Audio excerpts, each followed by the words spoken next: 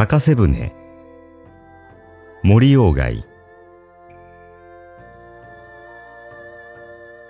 高瀬舟は京都の高瀬川を上下する小舟である。徳川時代に京都の罪人が遠島を申し渡されると、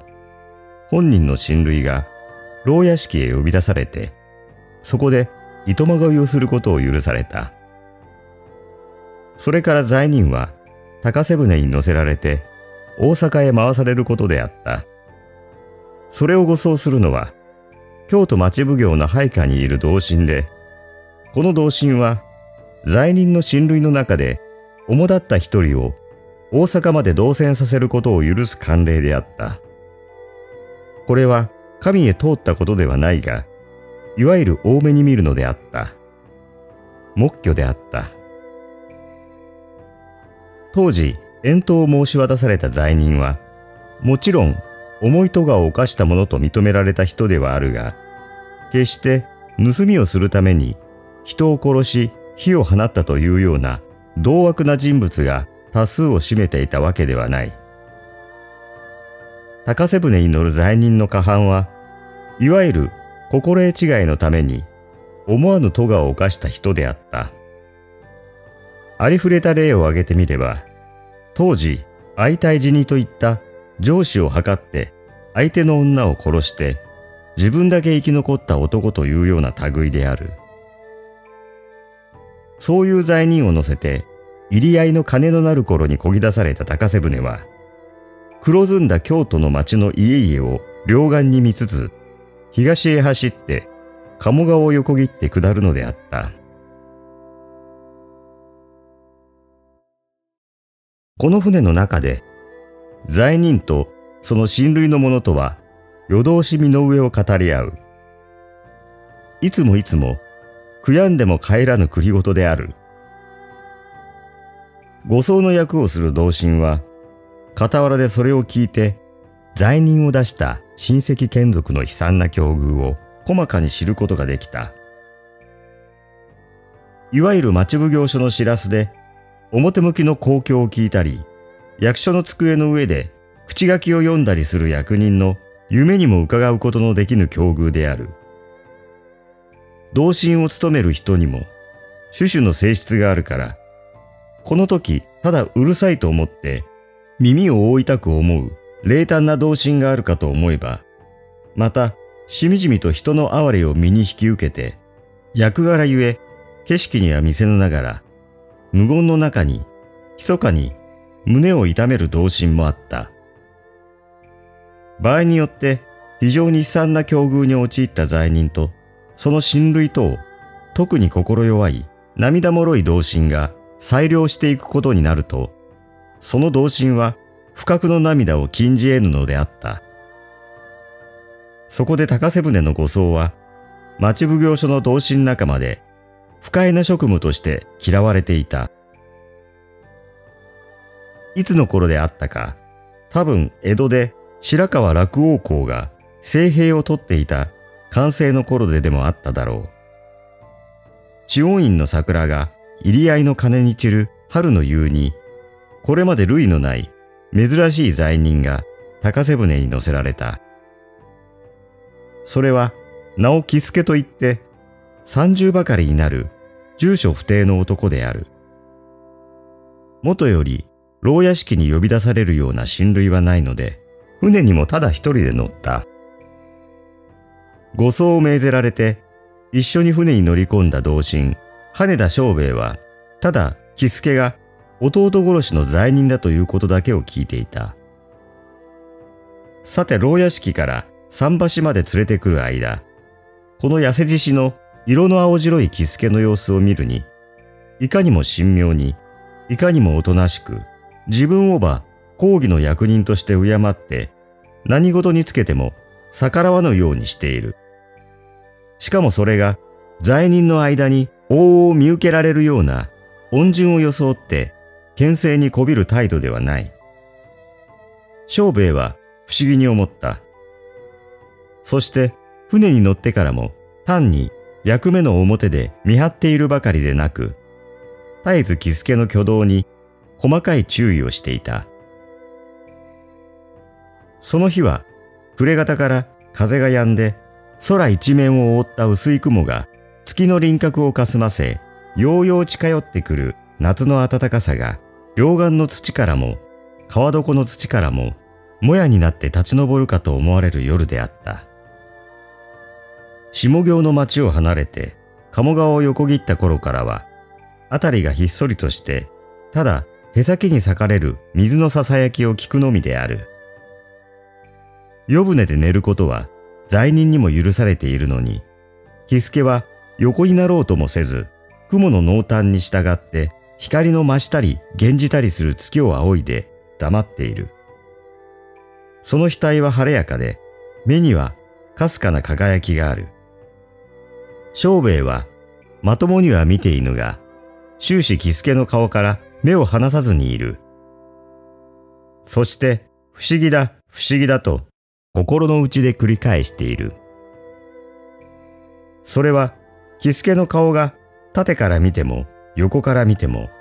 いかにも楽しそうで、もし役人に対する気兼ねがなかったなら、口笛を吹き始めるとか鼻歌を歌い出すとかしそうに思われたからである。庄兵衛は心の内に思った。これまでこの高瀬舟の裁量をしたことは幾度だか知れない。しかし乗せていく罪人はいつもほとんど同じように目も当てられぬ気の毒な様子をしていた。それにこの男はどうしたのだろう。汽船船にでも乗ったような顔をしている。罪は弟を殺したのだそうだが、よしやその弟が悪いやつで、それをどんな行きがかりになって殺したにせよ、人の情としていい心持ちはせぬはずである。この色の青い痩せ男が、その人の情というものが全く欠けているほどの世にも稀な悪人であろうか。どうもそうは思われない。ひょっと気でも狂っているのではあるまいか。いやいや、それにしては何一つ辻褄の合わぬ言動や挙動がない。この男はどうしたのだろう。庄兵衛がためには、喜助の態度が考えれば考えるほどわからなくなるのである。しばらくして、庄兵衛はこらえきれなくなって呼びかけた。喜助、お前は何を思っているのか。はい。と言って、辺りを見回した喜助は、何事をかお役人に見とがめられたのではないかと気遣うらしく、居住まいを直して庄兵衛の景色を伺った。庄兵衛は自分が突然問いを発した動機を明かして、役目を離れた応対を求める言い訳をしなくてはならぬように感じた。そこでこう言った。いや、別に訳があって聞いたのではない。実はな、俺は先刻からお前の島へ行く心持ちが聞いてみたかったのだ。俺はこれまでこの船で大勢の人を島へ送った。それは随分いろいろな身の上の人だったが、どれも島へ行くのを悲しがって見送りに来て、一緒に船に乗る親類の者と夜通し泣くに決まっていた。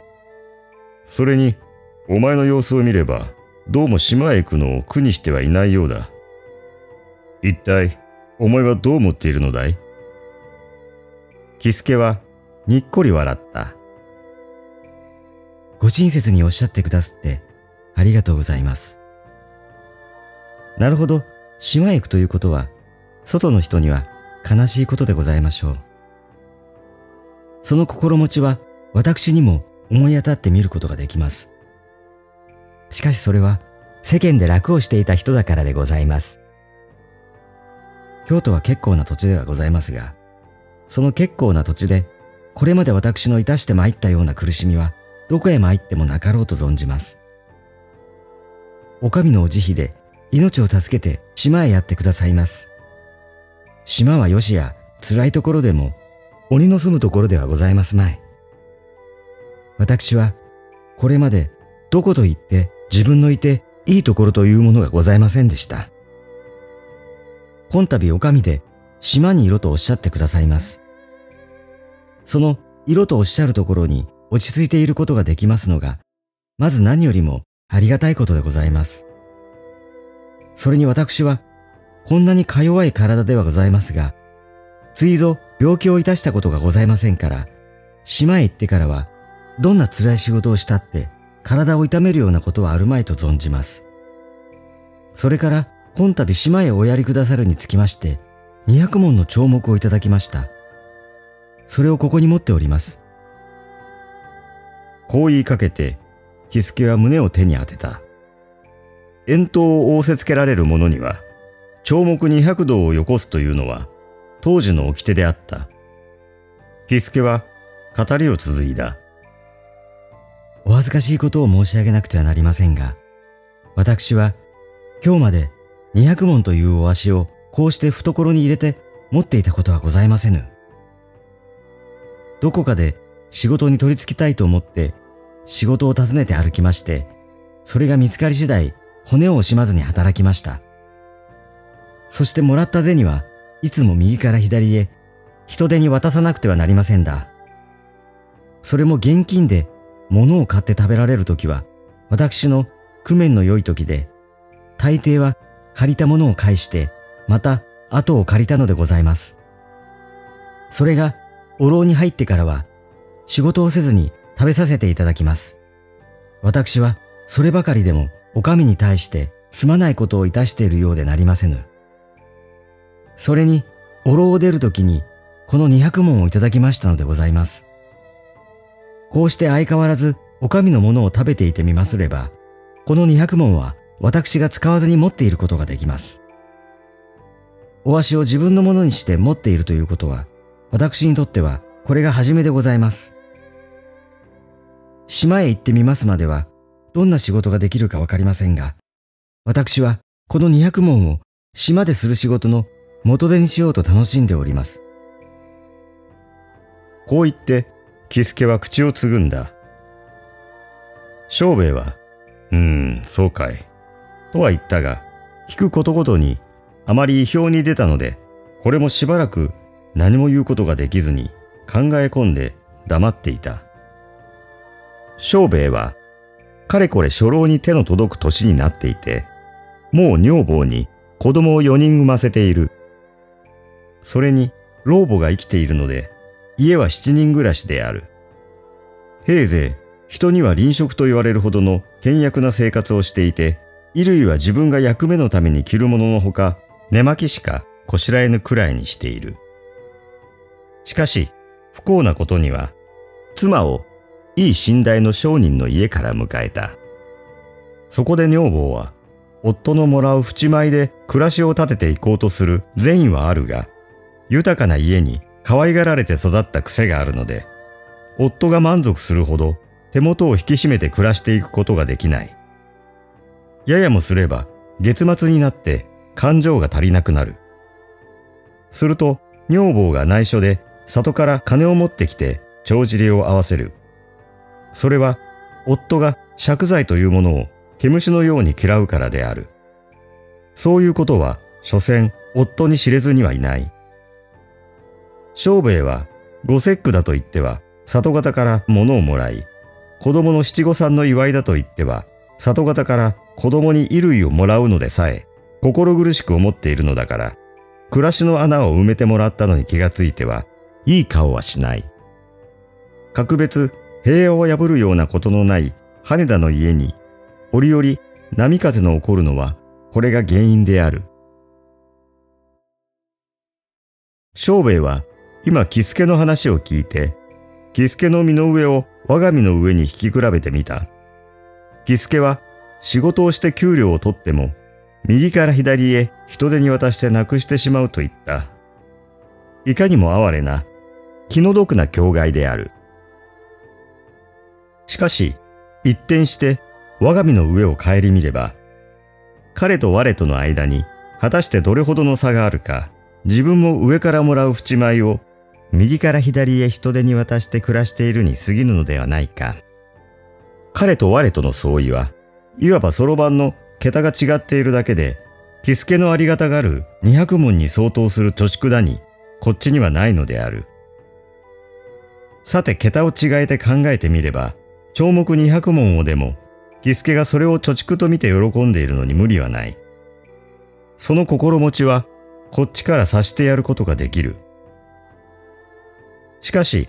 いかに桁を違えて考えてみても、不思議なのは、喜助の欲のないこと、たることを知っていることである。喜助は世間で仕事を見つけるのに苦しんだ。それを見つけさえすれば骨を惜しまずに働いて、ようよう口を乗りすることのできるだけで満足した。そこで牢に入ってからは、今まで得難かった職がほとんど天から授けられるように、働かずに得られるのに驚いて、生まれてから知らぬ満足を覚えたのである。庄兵衛はいかに桁を違えて考えてみても、ここに彼と我との間に大いなる見学のあることを知った。自分の淵前で立てていく暮らしは折々足らぬことがあるにしても、大抵水筒が合っている。手一杯の生活である。しかるにそこに満足を覚えたことはほとんどない。常は幸とも不幸とも感じずに過ごしている。しかし心の奥にはこうして暮らしていて、不意とお役がごめんになったらどうしよう、大病にでもなったらどうしようという義句が潜んでいて、折々妻が里方から金を取り出してきて穴埋めをしたことなどがわかると、この義句が意識の息の上に頭をもたげてくるのである。一体この見学はどうして生じてくるのだろう。ただ上辺だけを見て、それは喜助には身に経類がないのに、こっちにはあるからだと言ってしまえばそれまでである。しかしそれは嘘である。よしや自分が独り者であったとしても、どうも喜助のような心持ちにはなれそうにない。この根底はもっと深いところにあるようだと庄兵衛は思った。庄兵衛はただ漠然と人の人生というようなことを思ってみた。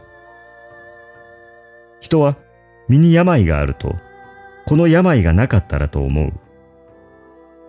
その日その日の食がないと、食っていかれたらと思う。万一の時に備える蓄えがないと、少しでも蓄えがあったらと思う。蓄えがあっても、またその蓄えがもっと多かったらと思う。このごとくに先から先へと考えてみれば、人はどこまで行って踏みとどまることができるものやらわからない。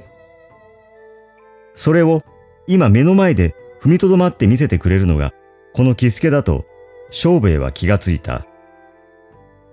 庄兵衛は今更のように驚異の目を見張って喜助を見た。この時庄兵衛は空を仰いでいる喜助の頭から号光が差すように思った。庄兵衛は喜助の顔を守りつつ、また、喜助さん、と呼びかけた。今度はさんと言ったが、これは十分の意識を持って証拠を改めたわけではない。その声が我が口から出て我が耳に入るや否や、庄兵衛はこの証拠の不穏当なのに気がついたが、今更すでに出た言葉を取り返すこともできなかった。はい、と答えた喜助も、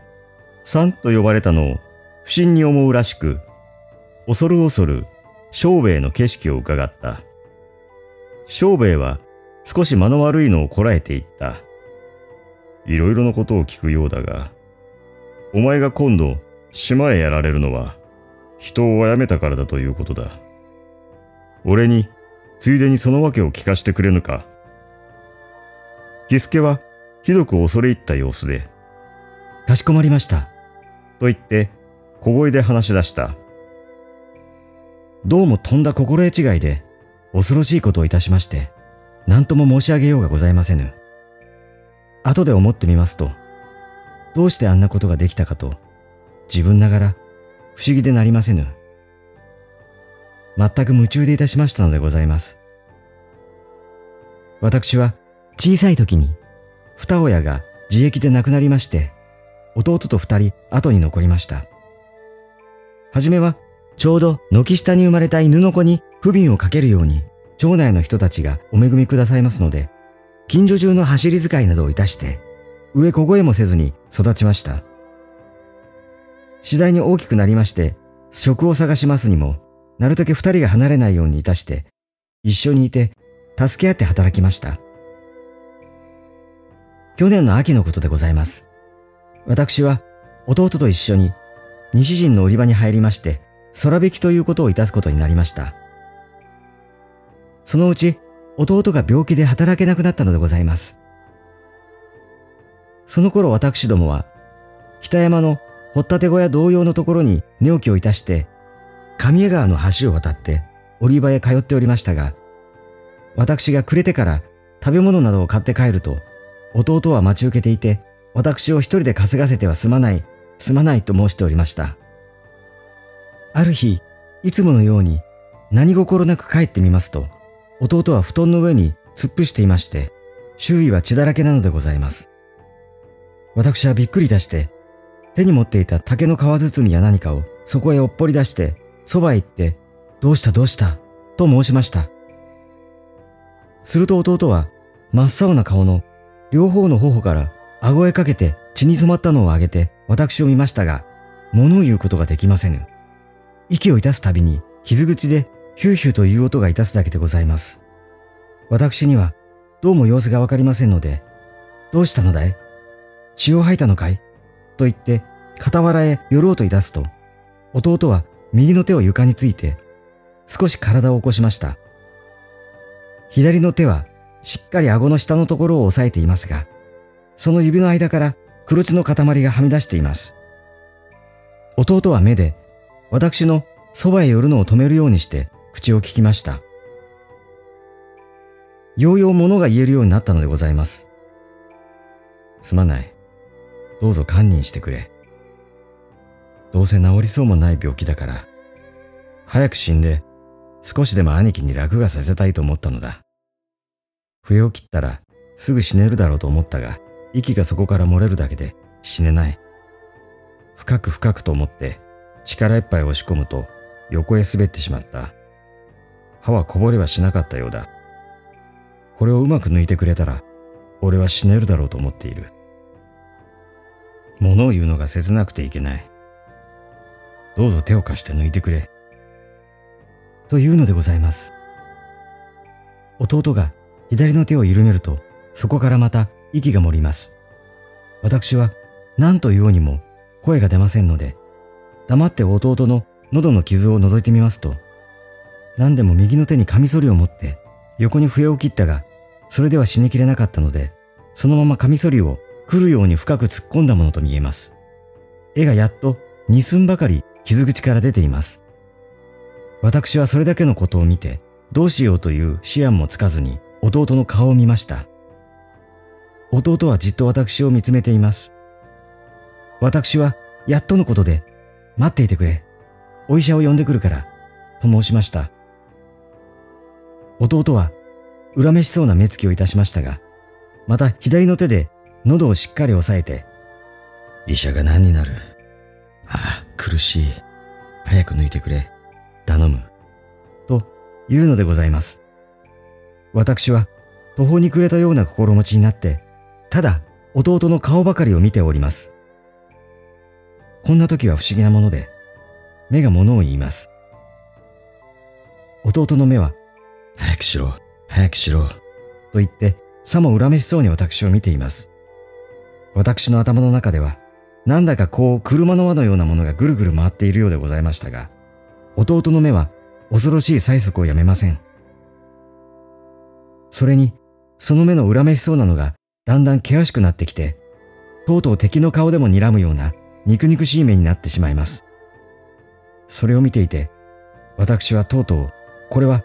弟の言った通りにしてやらなくてはならないと思いました。私は、仕方がない、抜いてやるぞ、と申しました。すると、弟の目の色がからりと変わって、晴れやかに、さも嬉しそうになりました。私は、何でも一思いにしなくてはと思って、膝をつくようにして、体を前へ乗り出しました。弟は、ついていた右の手を離して、今まで喉を押さえていた手の肘を床について横になりました。私はカミソリの柄をしっかり握ってずっと引きました。この時私の内から閉めていた表口の戸を開けて、近所のばあさんが入ってきました。留守の間、弟に薬を飲ませたり、何かしてくれるように私の頼んでおいたばあさんなのでございます。もうだいぶ家の中が暗くなっていましたから、私にはばあさんがどれだけのことを見たのだかわかりませんでしたが、ばあさんはあっと言ったきり、表口を開け放しにしておいて、駆け出してしまいました。私はカミソリを抜くとき、手早く抜こう、まっすぐに抜こうというだけの用心はいたしましたが、どうも抜いた時の手応えは、今まで切れていなかったところを切ったように思われました。刃が外の方へ向いていましたから、外の方が切れたのでございましょう。私はカミソリを握ったまま、ばあさんの入ってきて、また駆け出していったのを、ぼんやりして見ておりました。ばあさんが行ってしまってから、気がついて弟を見ますと、弟はもう息が切れておりました。傷口からは大層な血が出ておりました。それから年寄り衆がおいでになって役場へ連れて行かれますまで、私はカミソリを傍らに置いて目を半分開いたまま死んでいる弟の顔を見つめていたのでございます。少しうつむき加減になって庄兵衛の顔を下から見上げて話していた喜助は、こう言ってしまって視線を膝の上に落とした。喜助の話はよく条理が立っている。ほとんど条理が立ちすぎていると言ってもいいくらいである。これは半年ほどの間、当時のことを幾度も思い浮かべてみたのと、役場で問われ、町奉行所で調べられるその度ごとに、注意に注意を加えて、さらって見させられたとのためである。庄兵衛は、その場の様子を目の当たりに見るような思いをして聞いていたが、これが果たして弟殺しというものだろうか、人殺しというものだろうかという疑いが、話を半分聞いた時から起こってきて、聞いてしまっても、その疑いを解くことができなかった。弟は、カミソリを抜いてくれたら死なれるだろうから、抜いてくれと言った。それを抜いてやって死なせたのだ、殺したのだとは言われる。しかしそのままにしておいても、どうせ死ななくてはならぬ弟であったらしい。それが早く死にたいと言ったのは、苦しさに耐えなかったからである。喜助は、その苦を見ているに忍びなかった。苦から救ってやろうと思って命を絶った。それが罪であろうか。殺したのは罪に相違ない。しかしそれが苦から救うためであったと思うと、そこに疑いが生じてどうしても解けぬのである。庄兵衛の心の中には、いろいろに考えてみた末に、自分より上の者の判断に任すほかないという念、オートリティに従うほかないという念が生じた。